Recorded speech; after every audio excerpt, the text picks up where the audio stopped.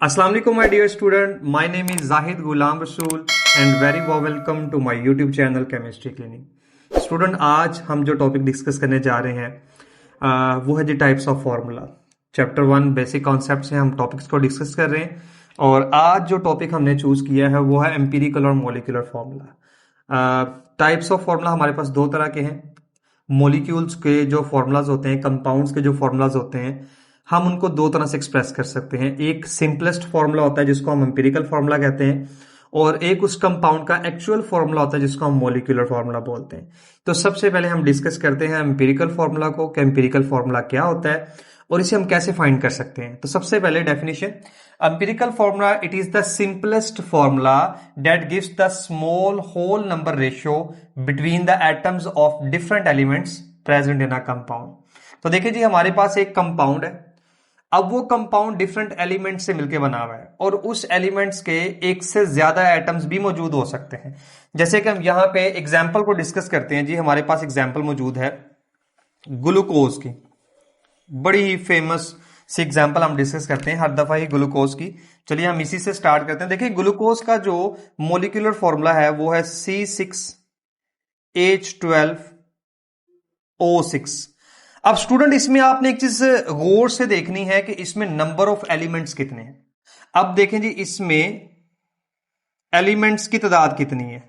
Elements student, element है यहां पे 3 एलिमेंट तादाद में 3 है और इसमें जो एटम्स मौजूद हैं, एटम्स स्टूडेंट अगर आप काउंट करते हैं तो हमारे पास 24 एटम्स मौजूद हैं। तो देखें, जो मैंने मॉलिक्यूलर फॉर्मूला लिखा है ग्लूकोज का C6H12O6, इसमें एलिमेंट 3 तरह के हैं, लेकिन इस 3 तरह के जो एलिमेंट्स हैं इनके डिफरेंट एटम्स मौजूद हैं। मतलब कार्बन के 6 एटम एक जैसे हैं, हाइड्रोजन के 12 एटम एक जैसे हैं और ऑक्सीजन के 6 एटम एक जैसे हैं।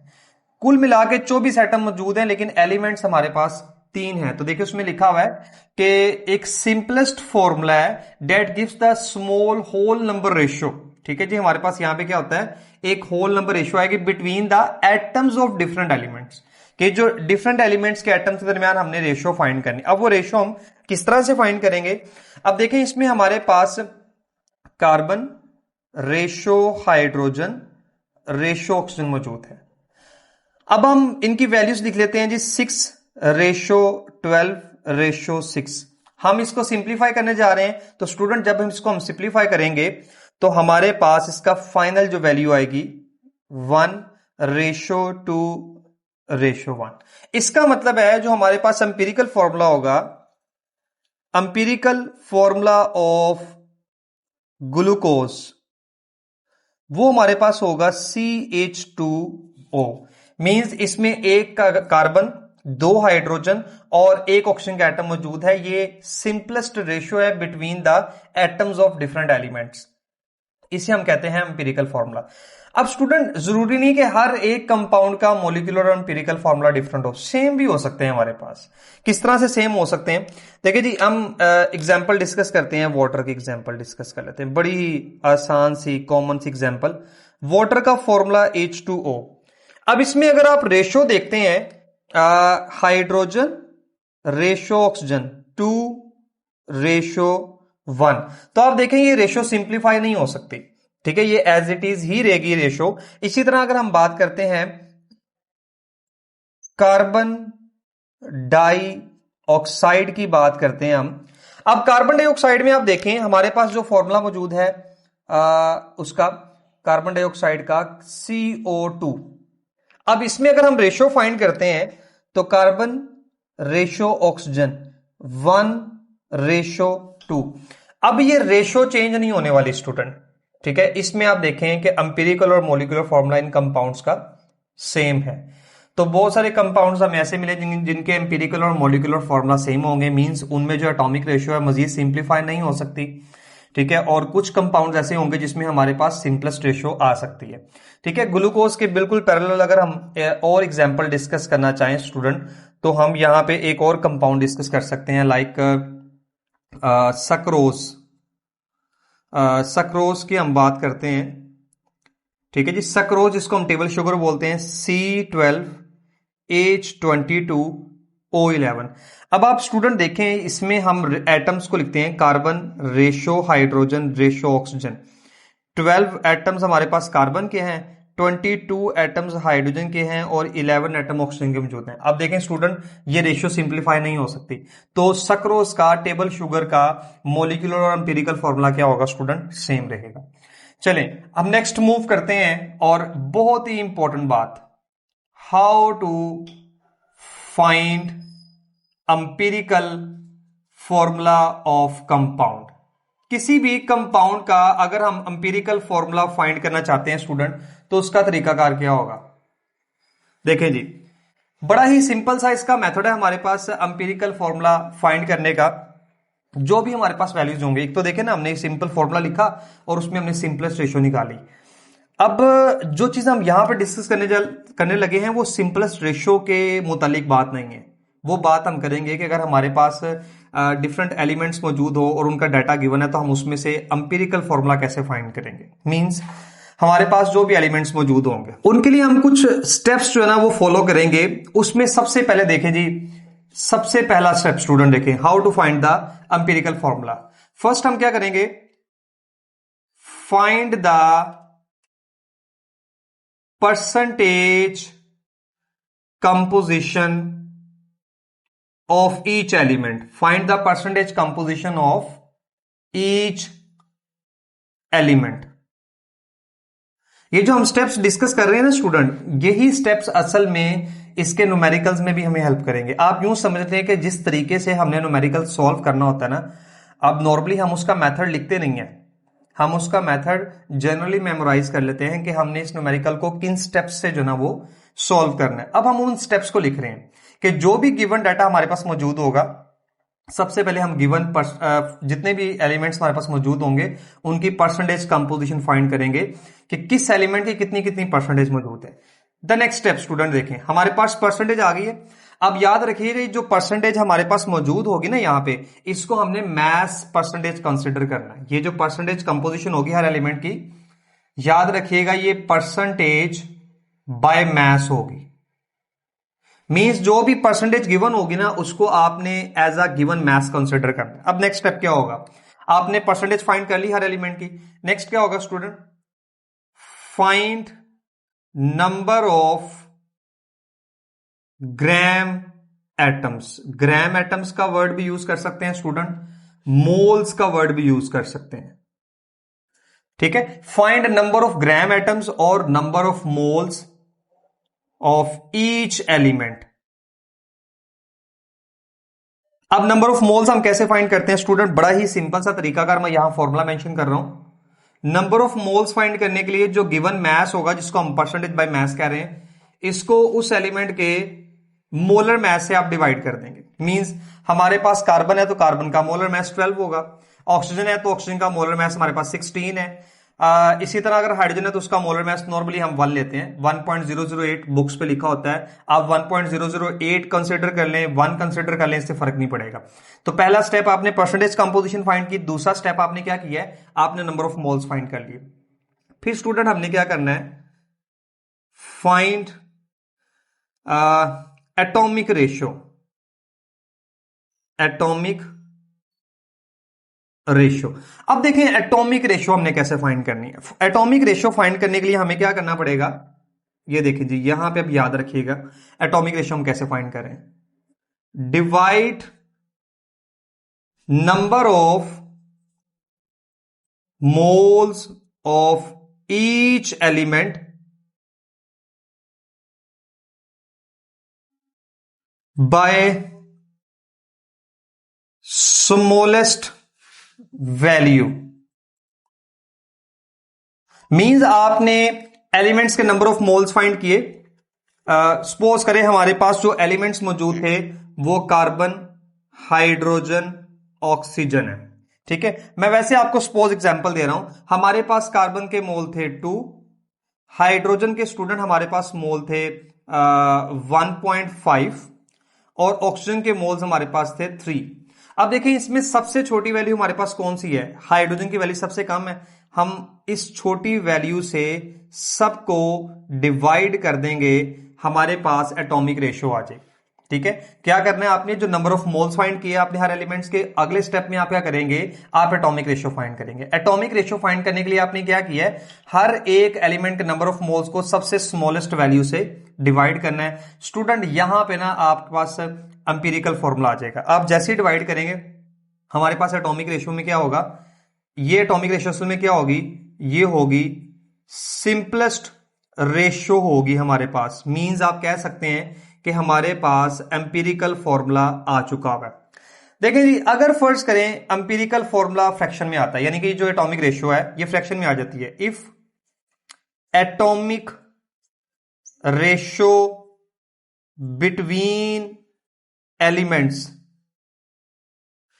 इज इन फ्रैक्शन, तो आप क्या करेंगे, multiply the atomic ratio with suitable number, with suitable number to get whole number ratio।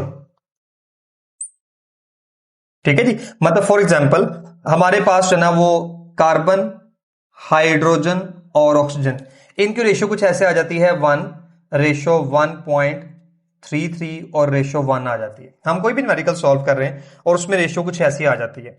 तो देखें जी, ये होल नंबर रेशियो नहीं है, ये दो नंबर तो होल है, लेकिन ये हमारे पास क्या है, एक फ्रैक्शन में वैल्यू आ गई है। हम इस एटॉमिक रेशियो को एक ऐसे नंबर से मल्टीप्लाई करेंगे कि जिससे मल्टीप्लाई करने के बाद हमारे पास जो एटॉमिक रेशियो है वो होल नंबर में आ जाए। तो इस तरह से हमारे पास आ जाएगी, कार्बन के 3 आइटम हो जाएंगे, हाइड्रोजन के 4 और ऑक्सीजन का फिर से 3 आइटम्स हो जाएंगे।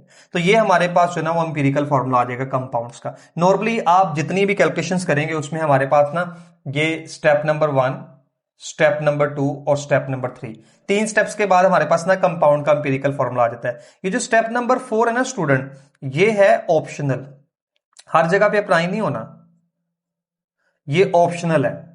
ऑप्शनल किस सेंस में है कि अगर हमारे पास जो ना वो फ्रैक्शन आती है तो फिर हम इसको अप्लाई करेंगे, अदरवाइज क्या होगा, अगर हमारे पास थर्ड स्टेप में जो एटॉमिक रेशियो आ रही है वो एक होल नंबर है तो हमारा काम यहीं पे एंड हो जाएगा।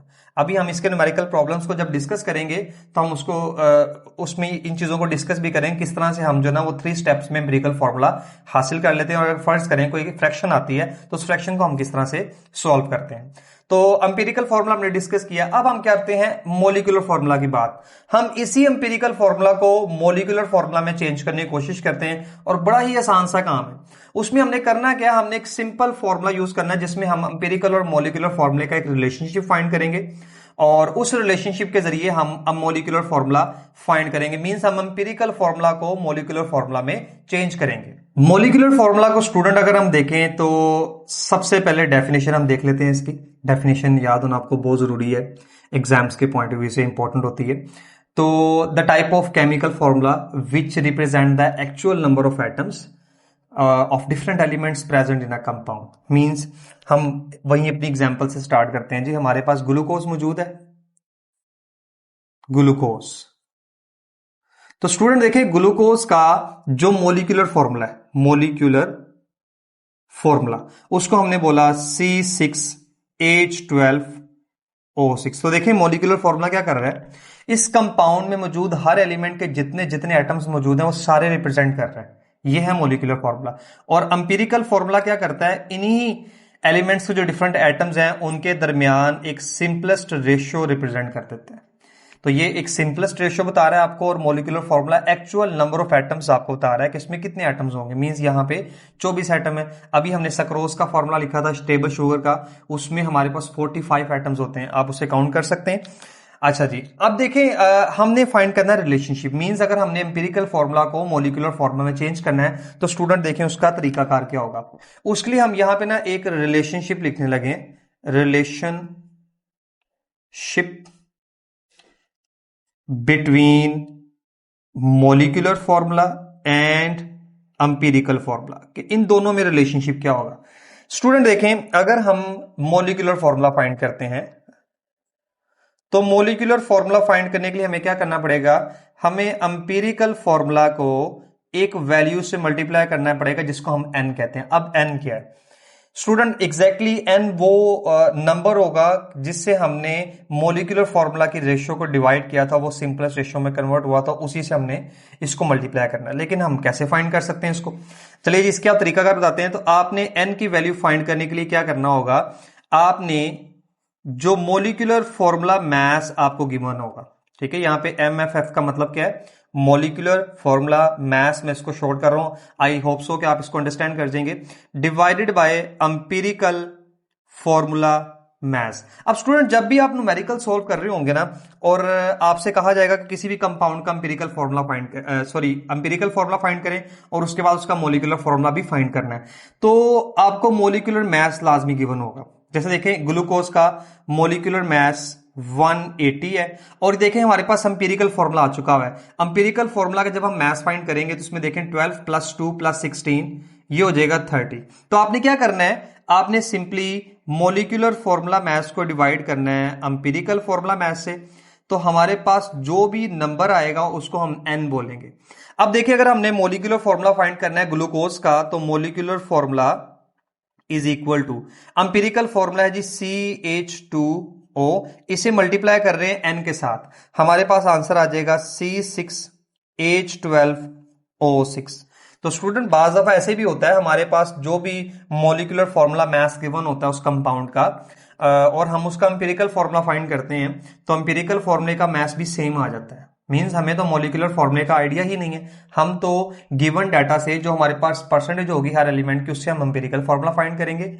लेकिन आपको मोलिकुलर फॉर्मूला मास यानी कि मोलर मास गिवन होगा, अदरवाइज आप एम्पिरिकल फॉर्मूला को मोलिकुलर फॉर्मूला में चेंज नहीं कर सकते थ्रू कैलकुलेशंस। तो ये बड़ा ही आसान सा तरीकाकार है, एम्पिरिकल फॉर्मूला को मोलिकुलर फॉर्मूला में चेंज करने का। आपको ये रिलेशनशिप याद होना चाहिए। इसी की बेस पे हमने तमाम न्यूमेरिकल्स भी सॉल्व करने। स्टूडेंट थ्योरेटिकली एम्पिरिकल फॉर्मूला और मोलिकुलर फॉर्मूला का टॉपिक हमने कंप्लीट कर लिया।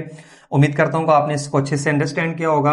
फर्दर इसके जो ना न्यूमेरिकल्स को हम डिस्कस करेंगे, तब तक आप जो ना वो अपना बहुत सारा ख्याल रखिएगा, मुझे दुआओं में याद रखिएगा। अल्लाह ताला आपका हामी और नासिर हो।